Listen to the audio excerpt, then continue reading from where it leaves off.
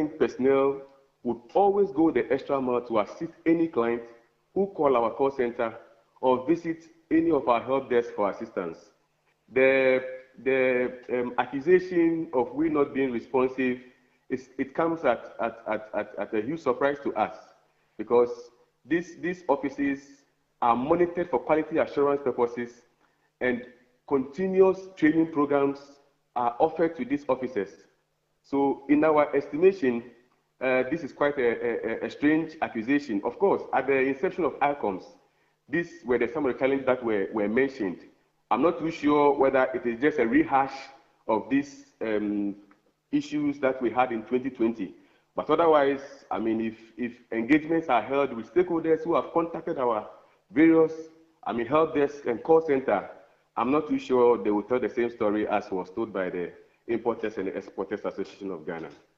All right, now they talk about some changes sometimes being made in the system, and stakeholders are not informed, only to be, surprised, to be taken aback by these changes. Do you normally have consultations when you are introducing, some changes in the platform or on the system?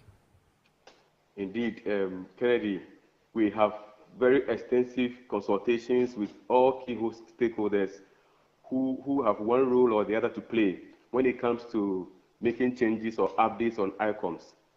What it is that we, Ghana Link Network Services, are service providers. The system belongs to the Customs Division of the Ghana Revenue Authority. Anytime they have requested of us to make one change or one improvement or the other for one reason or the other, we have done that.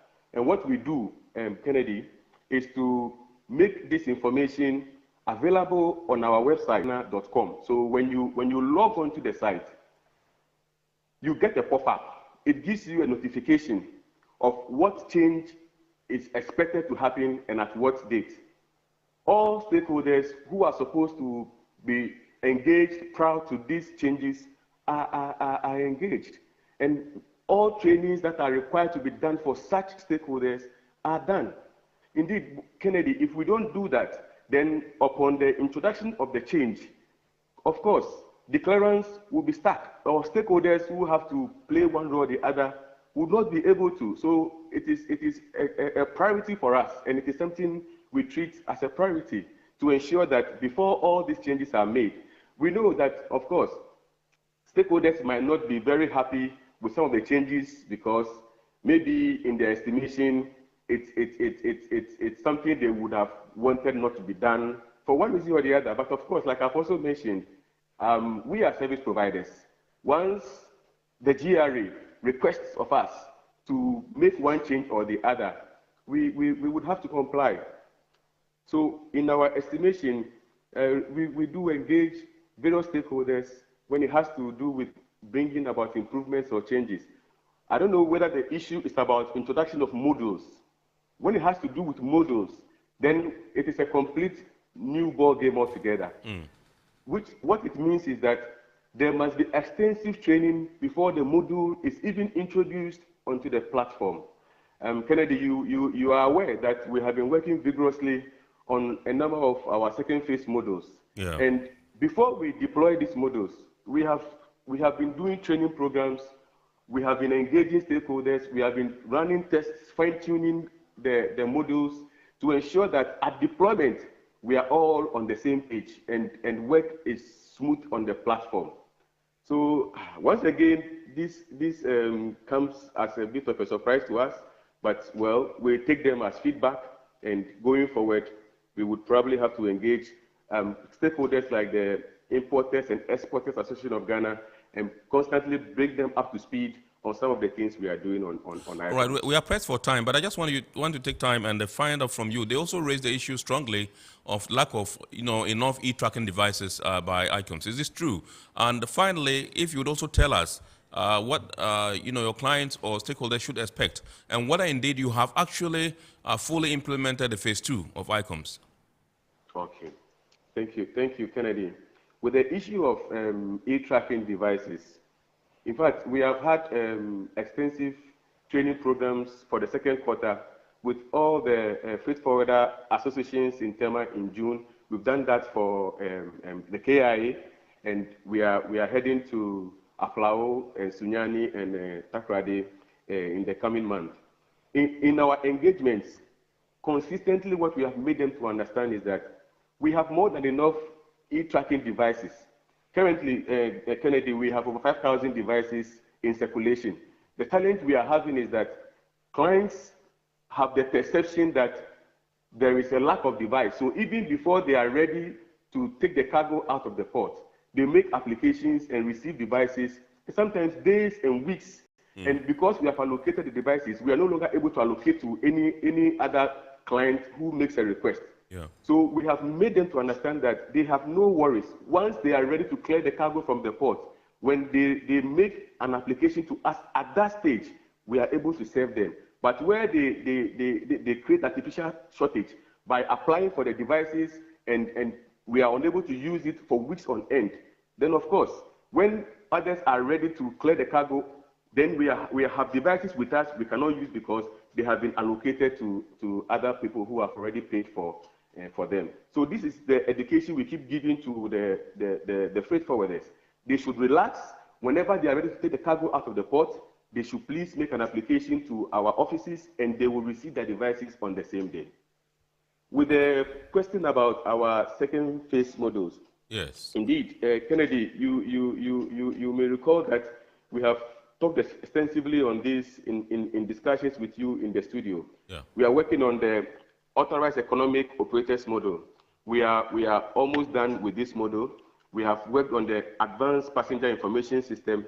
Our very popular e-auction model, we are almost done. What we are doing is to ensure that, because the state warehouse, they also tend to, with cargo vehicles, for example, when they are say arrested or caught in town, are sent there. We are now just conclude the process of linking the state warehouse to the e-auction model, and then after training sessions, we will be deploying this model.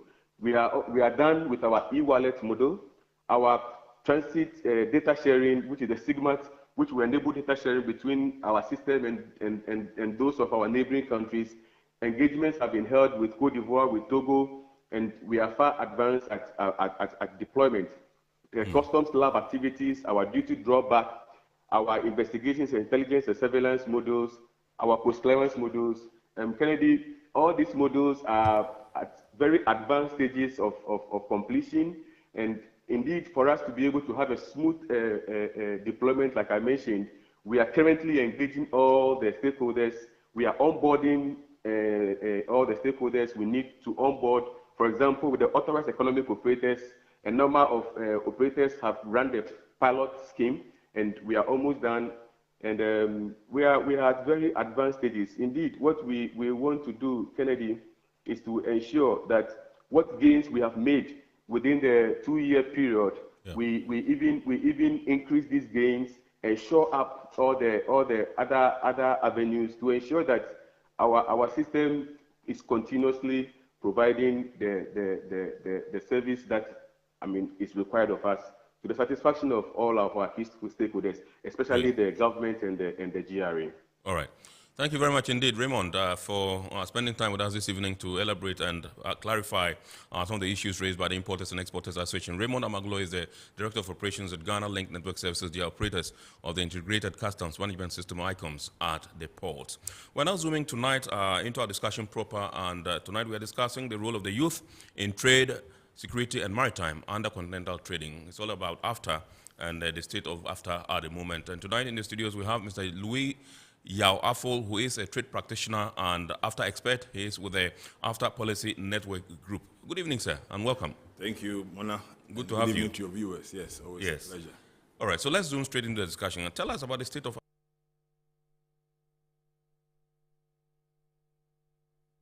that trading technically has not started because you have to still finish the rules of origin.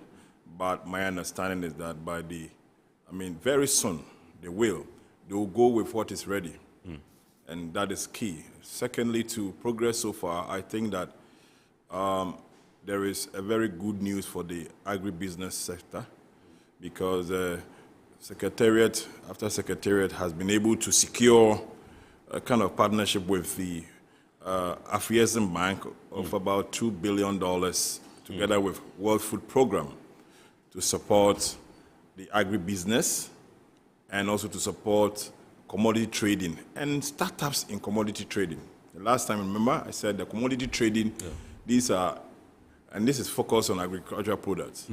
Commodity trading is one of the best routes of becoming wealthy because you look at vast volumes. So it is a good initiative, it's a good approach that After Secretariat has done. Another good news is that this year they are focusing on about 5 very critical areas. Agribusiness, pharmaceuticals, automobile, or the automotive industry. They're also looking at a very key one, ICT, and then transport and logistics. These are very, very important. So they have made so many progress, meeting parties here and there, and then also ensuring that, well, I think one of the difficult challenges, and I could see that in the frustration of the Secretary General, is the fact that when you come to the customs management and procedures, party states or state parties are supposed to pass their legislative instruments to enforce the agreement. And I think that is slow. This is currently the state. Because how can it be when you ship goods to a country and they are not ready? So I think by far, if not by the end of July or the third quarter, trading will soon be started. They will start fully, and people will enjoy. I just want to get back to the issue of the rules of origin. Where have we come? How close are we to getting them finalized? As of the last time I checked, it was about 87.13. But they are going to go with that countries that are ready now, and wherever they are now, they continue. I think it's just left with very few for them to catch up. All right. Let's also talk about the 5 critical areas you mentioned. You mentioned agribusiness, automobile, transport and logistics, and pharmaceuticals. The last one is? Yes, I think we talked about, I mentioned 4. I think they're looking at also health, vaccination, vaccines. Developing those areas. Okay. All right, that's fine. And then the agribusiness, you mentioned some 2 billion USD. Yes, if we can especially I keep always saying that. I'm quite interested in that. I keep saying that agribusiness is what will drive Africa for the moment. Because our value chains are all concentrated in agribusiness. In fact, 50% of the rules of origin falls under agriculture. Right. So it makes sense that you rope in a lot of agribusinesses so that they will be the link to manufacturing and industrialization. Therefore, the Secretariat has secured, I think it's about $2 billion together from the Afrexim Bank. They've signed for the next, I think, 5 years or so to support the agribusiness. Agribusiness, number 1, and 2, to support startups in commodity trading. Remember, startup is not only about youth. It's not about age. But commodity trading, as I said, and in fact, it's one of the conferences that we are doing this week. Commodity trading is one of the push enablers if this agreement is going to see success. Because they trade in volumes. They are the ones somebody can call for 3 ships of a particular commodity. And without them, the supply chain will have disruptions within the supply chain. So I think it's a good drive.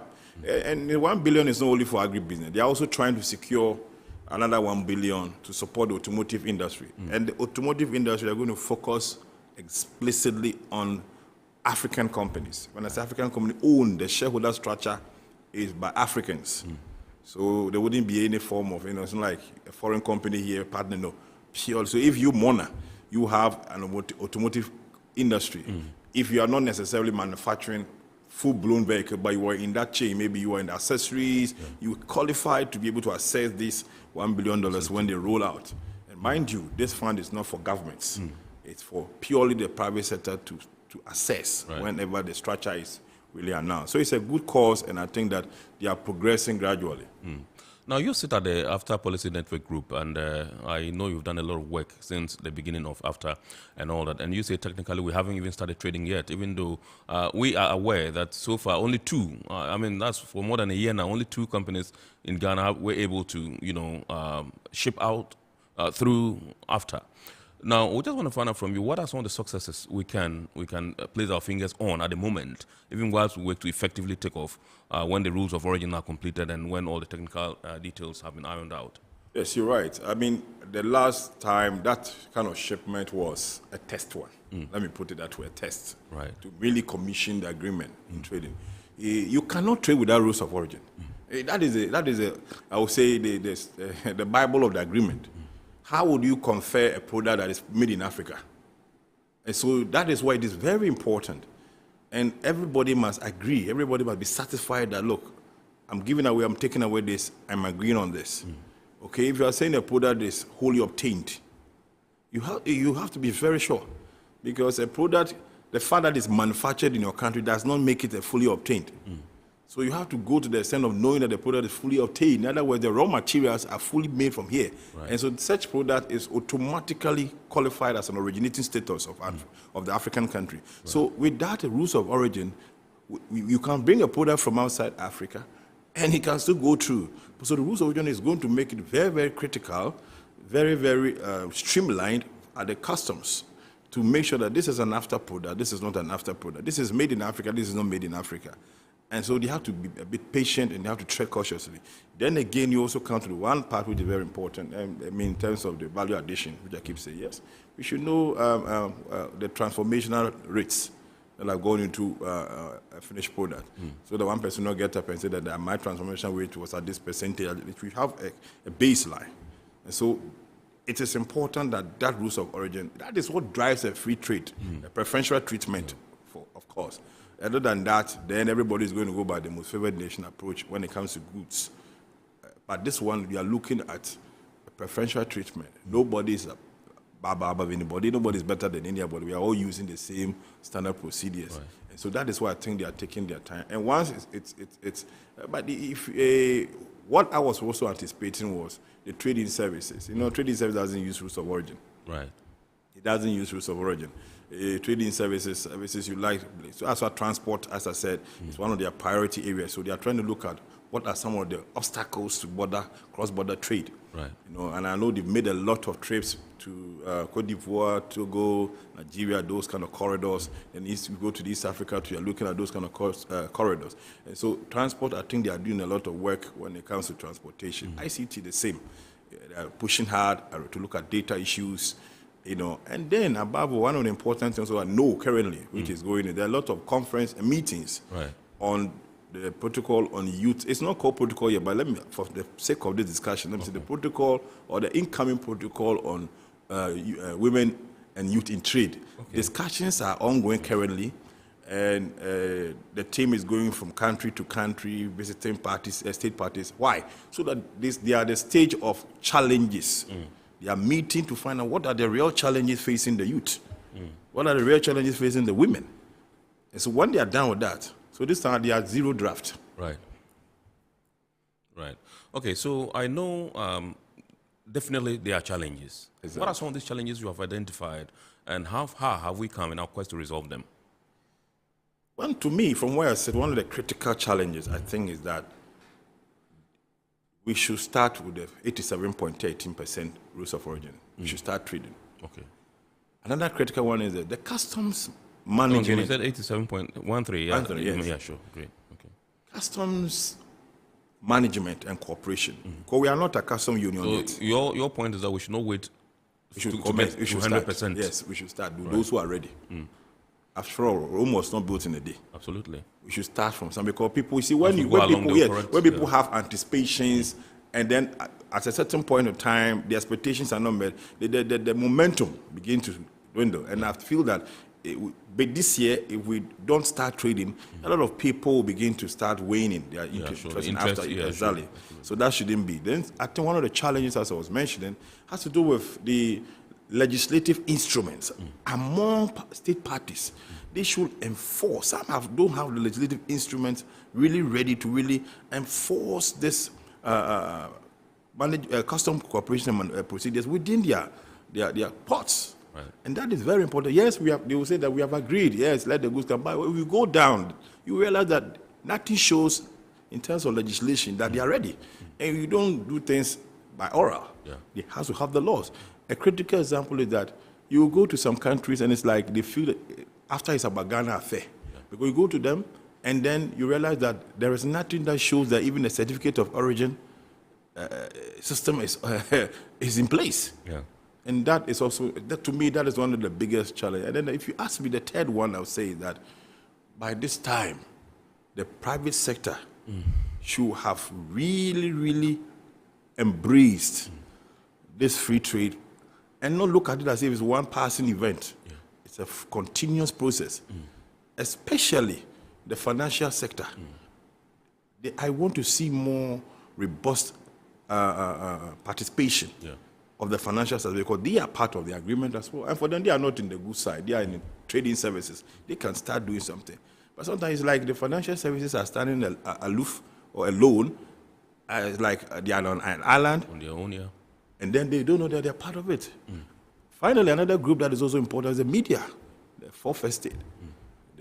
Thank God some of you are doing very well. But the media should be taken to look at it holistically. It's not just about programs. Right. The media is also part in the delivery of this whole agreement. Metro TV, you should be able to go and establish a Metro TV in Tanzania without any regulatory impediment. I'm sure the big men are watching. Yes. You should be able to go to Djibouti and establish yourself there because you have free movement. You have free entry. You have free ability to establish yourself there.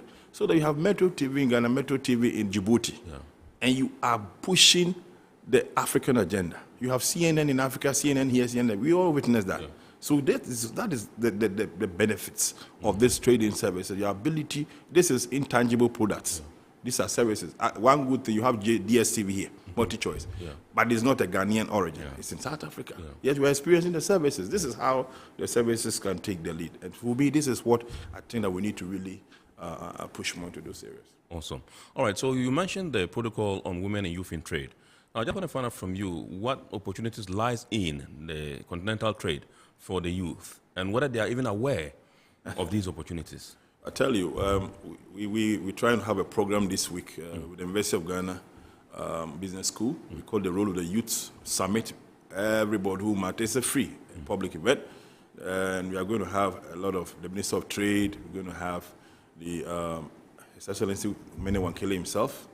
What is the purpose? You see, the African Union defines the youth between the ages of 15 to 35. And the critical issue is that you have the World Bank telling you that 50% of the African population are youth. What tells you? You should have, something should strike you, that you are sitting on a time bomb and you're also sitting on a developmental explosion.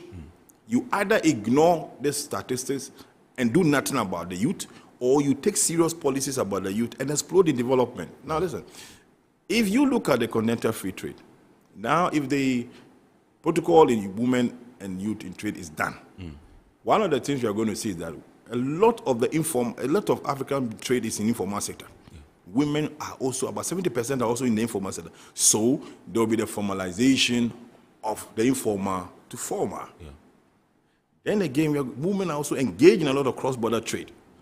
It's also going to be really harmonized. As for the youth, one of the important things that is going to be in for them, I mean, from where I sit, if I should think, is that governments and private sector must drive the benefits for the youth. We have always stayed and expected most government and public when it comes to youth policies. No. We are saying that the private sector is the engine of growth. We need to, the private sector should set policies and structure so that it will become a system where the youth can really play in and benefit.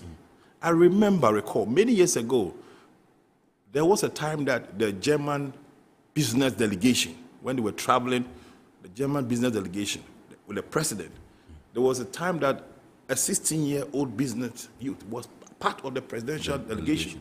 I don't think we've had such from Africa. I don't know, I'm yet to know. I recently witnessed some investors from Botswana, youth, driving manufacturing of LED bulbs. The private sector sometimes have ad hoc programs for the youth. No, the youth are not interested in this kind of program. They want permanent transformation, whereby they can make genuine incomes from that.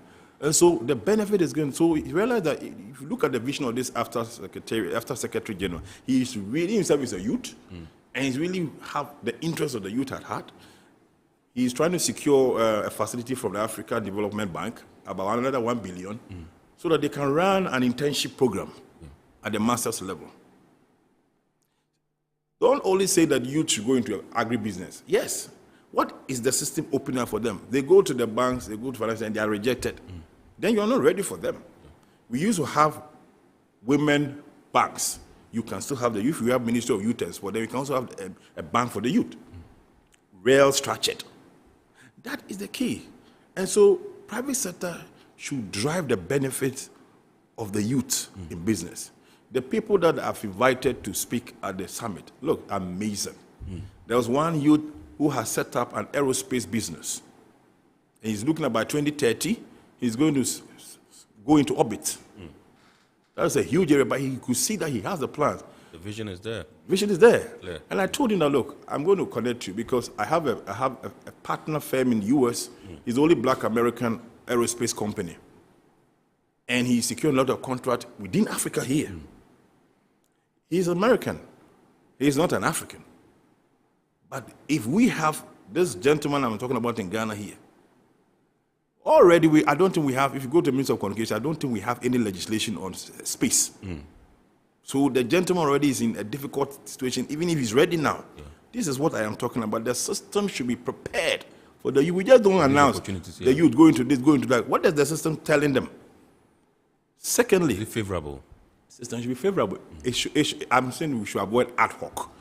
Ad hoc, and ad hocs are, for example, announcements, 3-month short-term policies. You have a system that is running, so that even without telling any youth, they know that this system says this is the one I go this way, this that way. And I think that is one of the critical areas that the private sector can drive. Because if you take after, my dear friend, after is not just about trading goods. After is looking at broadly. Right. Example, creative industry. The creative industry, Afrasian Bank laid about $500 million currently to assist those who want to go into the creative industries. But there are not many formalized institutions or companies there. The youth can take interest because that is where talent mobility is. I tell you, we buy so many. We buy so many. In those days, we say DVDs and VCDs. Yeah, sure. We subscribe so many and pay. Forget not, when you are enjoying music on YouTube and what have you, you are buying data, money. Sure. Calculate the amount of money you buy from this data. It is what the person who is engaged in that industry is going to earn. That content creation, Content creation. So we need some of the youth who have the talent to really receive that kind of guidelines, the system. In other words, in a system, our property, intellectual property rights is working well. Our data protection is working well. So that if I am a musician and I come out with an album, that album should be able to bring me royalties throughout the year, even if I don't produce any album. Because the system allows such that my property right, intellectual property, is recognized and it's appreciated and it's not trampled upon. But if you come to the system where all these are missing, you have to get somebody who goes into maybe music and acting on music, and then 1, 2, 3, you don't see him again. But you could see his music being played elsewhere. You could see his video being showed elsewhere, film being shown. Those who are showing the film, do they know that they have to pay something? Right. So creative industry is also there. So the youth issues of copyright. Issues of copyright. So you see, I'm only enumerating few. So the youth are tired of going to this, going to that, going to this, going to that. They want to hear the system which is in place for them. Right. And they'll fall in. There are thousands of ideas that the youth are, thousands. We were here when a team from Botswana, no, I think Zimbabwe, they were youth. They won $200,000 for the Kofi Annan ICT challenge. Right. They have fantastic ideas. If you know the number of apps that most youths in Africa have developed on Google Play, you'll be amazed. Where has it gone to? In fact, the first time the African Continental Free Trade app, it was developed by a friend of mine who is in Kigali. Right. Rwanda. Rwanda. Currently, the one who developed the website of the African Continent is a Ghanaian. Right. The website, the current website, the after is using. is done by a Ghanaian. Wow. And that is good news. Yeah. So the youth are ready. The system is just not prepared. To give them those opportunities and get them to. And we are supposed to do, the private sector this time around should inculcate it as a very pure agenda and support the public sector and support government. Government have the bigger opportunity, but private sector has a lot to play. After all, we want to see these youths playing a transformation within our sectors. Right. So I think that is the area that I will. Let's move, delve into the issue of security under continental trading. Have you identified any lapses, and what are some of the things that we should be looking out for in terms of security as far as continental trading is concerned? I think we'll just go for a break. When we come back, then we'll tackle that particular issue. This is Iron Port here on Metropolitan Television, and tonight we are discussing the role of the youth in trade, security, and maritime under continental trading. With me in the studios, Mr. Louis Yao-Afo. He is a trade practitioner, after expert with the After Policy Network Group. We are going for a quick break. When we return, we'll continue the discussion. Please do stay with us. Every now and again, Goil makes good things happen. This time, Goil has introduced Super XP Ron 95, a higher grade fuel loaded with additives and yet sold at the same price as normal fuel. Goil Super XP Ron 95 enhances engine performance like never before. It maintains the engine by keeping it clean from carbon deposits. Goil Super XP Ron 95 is designed to burn slowly and thus improves fuel economy, making you save money after several kilometers. Goil Super XP Ron 95 gives you a smooth driving experience, that is, less vibrations. Fill up with Goil Super XP Ron 95. Now there's no need to pay more for any higher grade fuel. Goil has that sorted. Goil, good energy. Electricity, pay your taxes. Our taxes, our future. Because you see, without our taxes, we wouldn't have good roads, good schools, street lights, and other very important social amenities. When we pay our taxes, we give our children free and quality education. Talga, my money too small. Why should I pay my tax? Look, small. Salifo, it doesn't matter how small or big your business or income is. You still have to pay your taxes. The little taxes from each and every one of us, when put together, could give your community clean water, or that deprived school with tables and chairs. Please pay your taxes. It is your responsibility. It is your civic duty. It is the law. Impressive factory.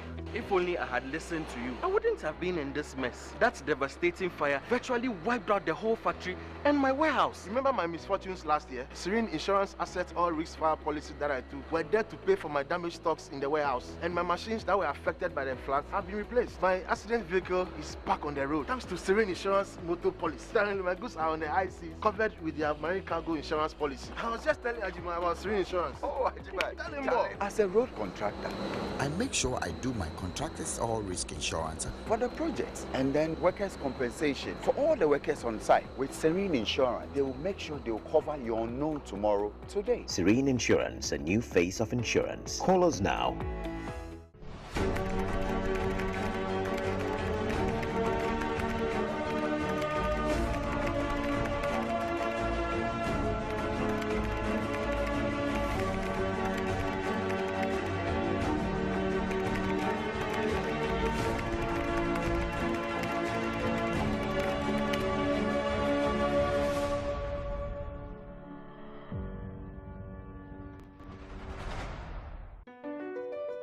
Mps Terminal 3 is Africa's new state-of-the-art container terminal at Tema Port. For manufacturers, agro-processors and traders, the new port means business can be done faster. This infrastructure boost will improve Ghana's port handling capacity, connect more trading routes, and oil the engine of growth for the economy, creating greater opportunities across all sectors as Africa's markets merge and become the largest trading bloc globally. MPS, we connect, you thrive. All right, so you're welcome back. This is Iron Port here on Metropolitan Television, Metro TV. And like I said earlier on tonight, we're discussing the role of the youth in trade, security, and maritime under Continental trading. With me in the studios, Mr. Louis Yaoafo, trade practitioner and after expert with the After Policy Network Group. Is the one we are having a discussion with tonight. Remember, we have some messages, already in the inbox, which I'll go into them pretty shortly.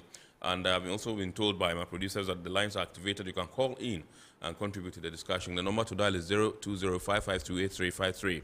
02055283353. You can call in and contribute to the discussion. Before we went for the break, I just wanted to address that issue of security under the continental trade and whether we have identified any lapses and how we are trying to resolve them. Mm. Mm.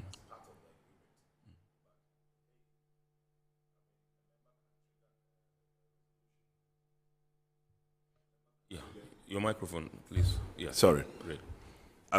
I think that I will take it back again. I don't think it was traditionally part of the agreement, security, but security is key. And I think that the idea was because when it comes to security, was more like on the national levels. But security is key because without internal security, stability, you can't have proper trade, let alone on a continental scale. If you're looking at security, let's take at border issues. Yeah. Currently, Morocco and Algeria, borders have been closed more than over a decade. How would they trade? Right. Okay. Let's take Kobe from Accra and we'll come back. So just note that point down when we come back then. Hello, good evening, sir. Kobe. Good evening, Master. Good to hear from you. Please flow. Okay. Let me speak my dialect, okay? Ghanaian dialect. Which one is? She. Okay, please go ahead.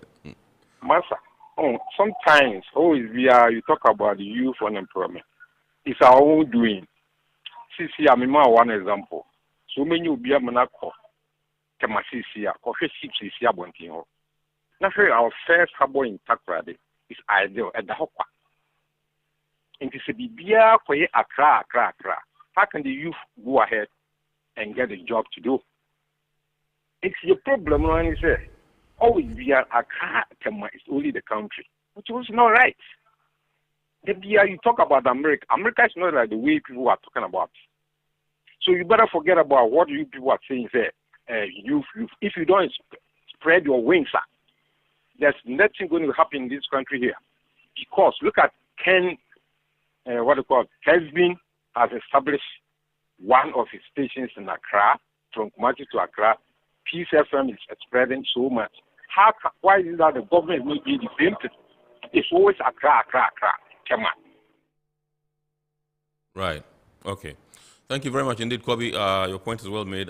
Kobe is talking about decentralization. I mean, he wants the job opportunities to be spread evenly, across the country so that we don't have that concentration in Accra and Tema as far as the maritime industry is concerned. Well, your point is well made. I believe the powers that be are listening, and if they need to make any adjustments and to, open the space up, I'm sure it's going to happen. Yes, so make your point quickly. Yes. And then let's come and take some messages and then. I say that the security is important. Before the days of the Pan-African leaders in Nkrumah's time, just when they were about to really clock on the single market, then there was waves of coup d'etats, insecurity. Just when after set in, just observe, when after set in, we've had last year a lot of sparks of sub-regional instability. And so it should be of concern. Our internal security. Mali, Burkina Faso. Can name. Yeah, sure. In fact, even in Ethiopia, where African Union is seated. Yeah. So imagine there is a clause to suspend members who have issues with insecurity in their countries, assuming that there was civil unrest in Ethiopia, where the seat of Africa. Will you move AU office from there? So security is very, very, very important. Yeah. Security is very important. And I think that for the first time, as I said, if you look at this week's program that we are going to do, for the first time we are trying to bring all the security experts together to brainstorm, to look abroad. And not only that, maritime, the pirates, billions of dollars going when when a ship has to be, rescued by pirates. Look at the longest shore, coast, Somalia. What has been happening there? Do we have the capacity? We need to invest in maritime security, the boats, speed boats, armed, or whatever they call it. Because if you want to fall upon developed countries, it's not free. Absolutely. And so we need to look, and because goods will be transported, it is majority will be by maritime. Majority. So it's time, because we are looking at this continental free trade boosting in the next 5 years to 7 years. By that time, each state party should be able to have enough security for its maritime activities. Right. So security is very, very key. Absolutely. All right, so we're going into the mailbox right now. This one says, please, I have been trying to get a company to trade with in weedicides and fertilizer. Can you please help me with those companies dealing with such products? This one didn't come with a name. And then this one says, this from Ohima in Tema. She says, good evening, I am Port. Great discussion. Kudos for the good job. I kindly ask Mr. Afo when actual trading can start, what needs to be in place to signal the beginning of trading, and also ask him how he will rate the readiness to trade on a scale of 1 to 10. I think that, let me also say that our policy network is offering that kind of services to markets, to give market intelligence to people like Ohima, so she can pick my contact from Metro TV. On the substantive question, readiness, I explained that you need the rules of origin. Right. And on the scale of 1 to 10, I think that they are about 7.5 ready. Okay. All right. This one says, good evening, sir. Nana, I think that, somebody was watching, and the fellow sent this one to a question to Mr. Maglo Raymond ICOMS. And he has responded, so I'll just go through them. This one says, good evening, sir. Nanajiman is my name. Honestly, ICOMS is the best, but I have a small challenge, which is the system was established to make port operations and clearance easy and faster. But when a whole lot of key stakeholders have joined it, making it inefficient, is when your container or cargo is satisfied and released by an examination and preventive section, only for your driver to call and tell you that your container number is placed at the gate, not to be allowed to exit without any reason. At the end, someone will just take a bribe before allowing it to exit. It is a bit boring, sir. Thank you. Well, there's no name here. Okay, he gave the name, he says his name is Nanajimai. All right. And this is the response given by Ramona Maglo. He says, this is more of a human challenge. The key stakeholders he mentioned are mostly the regulatory agencies, that is FDA, GSA, that's Ghana Standards Authority, Customs Chemists, Energy Commission, among others. Now, and they play very key roles on the system. Any challenge with withholding of container at the gate is a human one. There should be an indication available to you on the system to show you can't exit the port. Now, otherwise, unless there's intelligence available to the security agencies. And that's his response to you, Nanajima. I'm sure you will pick it up and then see. If you still need any further clarification, you can contact the production team. They will link you up with the executives at Ghana link ICOMS, and then they can resolve whatever doubts and ambiguities you have bothering your mind. So let's come to, you mentioned the issue of maritime, and I just want to find out from you how the maritime sector is faring under this continental trading. I think it's all falls under transport and logistics. And currently, as I said, trading has not started. So it's very difficult to really use any index to measure. But even before trading starts, we have been hearing of issues. If we are looking at in terms of delays of goods, that is under trade facilitation. I think that there have been so many complaints when it comes to ships, in terms of the time, and you could look at the distance. I mean, from here to just within the sub-region, it takes so many months. That is one. But in terms of security, we're looking at the security.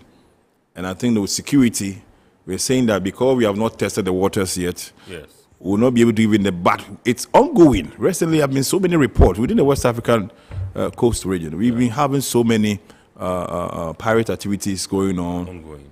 Okay, let's hold it there. We'll go to Wisdom on the phones and come back. Good evening, sir. Good evening, sir. Yeah, great to have you. Please, Flo. I would like to know when the program will be held at University of Ghana. When the program will be held at University of Ghana. The youth University of Ghana is on the Friday, 9 o'clock. Okay, it says that on Friday at 9 o'clock. 29th July is free to attend. Friday, 29th July at 9 o'clock is free. The gates are free. You can attend, Okay. Yes. Thank you very much. Thank you. All right. Yeah. So we're on Maritime. And Maritime is key. And all yes. That. Maritime, if well managed and content, it's going to bring a lot of jobs. Because we need serious data management, and the youth can play that role. Right.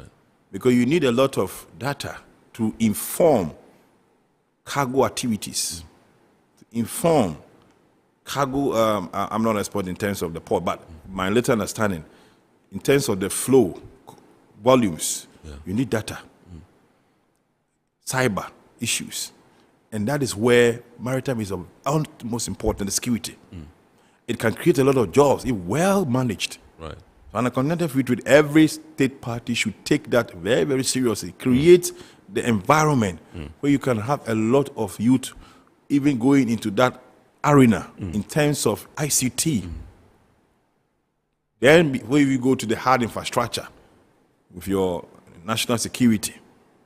Apart from that, I think we need to have a lot of education when it comes to maritime. It's like it has been one industry that has been a bit on the sidelines. We need to know more.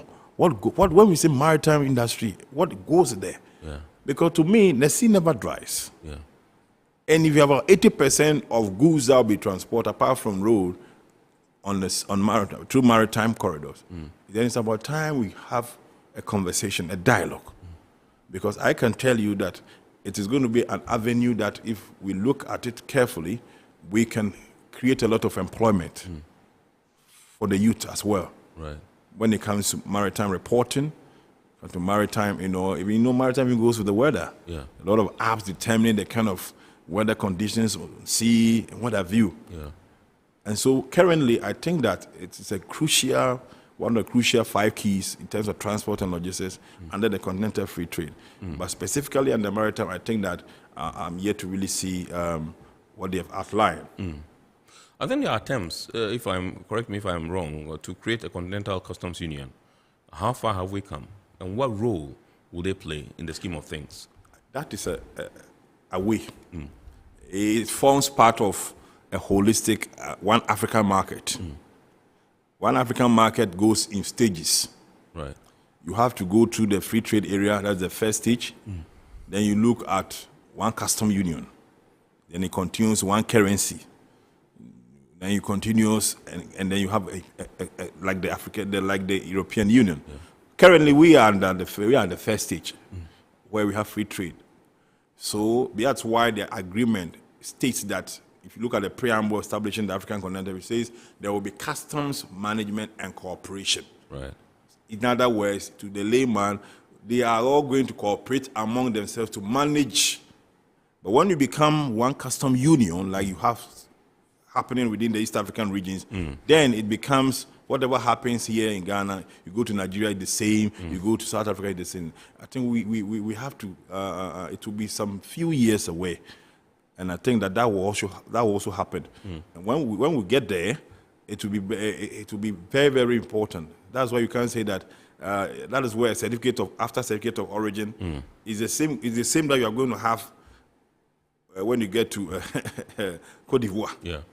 Until that, you're going to have some lapses, the way manner procedures are done, and it takes commitment and will. It takes commitment and will, and it is a test for them, right, for the state parties, because at the first stage, where this free trade, where at least is the most easiest part to me, where you are negotiating tariff liberalization, you are giving away, take away. If you are not committed to that one, then you come to the layman, the second difficult stage where it's custom, where that one, you have opened up your borders, you've opened up your income ICOMs, or you have opened up your single windows, and then your revenue is being a bit skewed because you have liberalized certain product. Is that the stage that you can? So their commitment to that stage starts now. And if we're able to put that into play, it will be easy also to have that one custom, then move to another difficult one currency. Yeah. Right. So it's playing, but it's in stages, yeah. All right, so with the coming into being of continental trade, is it feasible to talk about continental maritime policy? Yes. For instance, as I said, if you look at the preamble, we are supposed to have protocols and phases and protocols. And under protocols, you have so many annexes. So I was explaining that maritime is possible because if you have the protocol on trade, I mentioned some of the annexes where you have the rules of origin, trade facilitation, and etc. In the same vein, if you take maritime issues, we have transport. They should be able to have. It can be possible also because if you look at a protocol like investment, most countries who don't have investment laws are waiting to see how the continental investment policy will look like, including Ghana Investment Promotion Center. They are ready. They have some bills almost getting into power, but they are waiting to see how the continental free trade investment code policy codes will look like. And that is a good one, so that they can inculcate it into our law so that it becomes holistic. If you take intellectual property rights, other countries don't have it. So they are waiting to see how the continent. In the same way, I think that it's not too late if the maritime one is not really specified within the transport. The transport has been liberalized and the trading services. And I think they should be. I think they should be because at the end of the day, whatever has been negotiated binds. That is my understanding. So whether it's by road, by sea, by air, it falls under transport. And so that is why we are waiting to see that this year, as they have earmarked transport and logistics as a key. In fact, they are so determined about it that there are a lot of meetings going on, and trying to meet African umbrellas, the umbrellas that fall within the transport and logistics. So it is a very key. And that's why a lot of security meetings on maritime have been ongoing with After Secretariat to see how best we can really use the word police our maritime when it comes to trade. Right. Now, let's come back to the issue of the youth and their involvement in the continental trade. Don't you think that it's about time we start engaging youth groups? We have what we call the Ghana Chamber of Youth Entrepreneurs, being run by Mr. Sharif Gali, and his team, and we have others also, and you just mentioned also the fact that we have a lot of Ghanaian youth who are into the development of applications, not even only in Ghana, but Africa, and they can play a very key role in the scheme of things as far as AFTA is concerned. Tell us about what the Ghanaian youth that is sitting out there and watching this show should be doing to actively get involved, in the AFTA thing. It's a multi-million question you have asked. I think that, yes, congratulations to Sharif, congratulations also to his son, and the many other youths. In fact, they are doing a lot. All of them are doing very well. Then again, it comes back to what I started. It is not about Ghana alone. We need to have very pragmatic systems, number one. The youth who is listening to me should identify, one, the talent and skills. Transform that talent and skills into a product you want to trade in. That talent, that product, then look for the market for that product. It can be a good, it can be a service. That is fundamental. Because if you don't have a product, because it's about trading. So if you have a skill, you transform into a product, maybe it's about invention. Let's use the time that COVID came. The time that COVID came, you had people coming out with inventions. Like some of the young people came with this hand washing machines and what have you. That was fantastic. Somebody like that, what do you do for the person? Should the machine end with, I'm not hearing of them currently. After it was approved or certified by Standard Board, where does the product go? Such person needs to be supported with market intelligence. Then how, until the commodity goes to the consumer, every process that is being organized to help the youth hasn't ended. And that is where most African systems fail. They identify one way and leave the youth, and then some become very stale, some don't move forward. Make sure that all the various chains, all the various procedures and processes by which they can be self-sustainable is really, really open up. So, for example, if I am a musician, I've come out with a product, I know that, look, there is a creative, the tourism ministry, or there's that creative space, private sector. I go to record it, I have a marketing, it goes through that channel, I know the royalties I'm receiving, I follow it up, I pay my tax. I know that this is a system. Right. I want to go into agribusiness. Maybe I want to go into value chain in coconuts. Identify. Maybe I might not be. And one of the things I'm telling the youth is that you don't have to be an exporter necessarily. You have to be part of the exportable chain. Right. And what it means is that if you are an exportable chain or importable chain, it means that you are not the final person to export, but you are part of the process. So, for example, you, Mona, will be the one to finally export the coconut, but I will be the one to go for it from the farmlands and distribute to you. Remember, distribution services is one of the component of trading services and after, even though it is not fully liberalized. So the distribution services, environmental services are key. Even cultural services are going to be a part. So that the youth has so many options. So you have to identify your skills and what you have been trained in. Right. And if you want to go into services, good. If you want to go into product, you have to chase information. Information is key. Find out the institutions that will give you the information you want. If you come to us, we'll give you the information you want. Right. We can show you where to go. You can go to the Ministry of Trade. You can, and again, let me repeat, say this, that when it came to AFTA, there was a coordinated effort by the government by having interministerial committee to work on AFTA, which they did so well. The same way, if we want to see a viable youth system play, there should be a coordinated ministerial system on the public side and a coordinated private sector system. So that, for example, if a youth knows that after I've identified this product in the private sector, when I go to this company, they will help me market. Right from there, this company also knows that I'll get financial support from here until the time that you have moved away from a startup system. Right. Okay.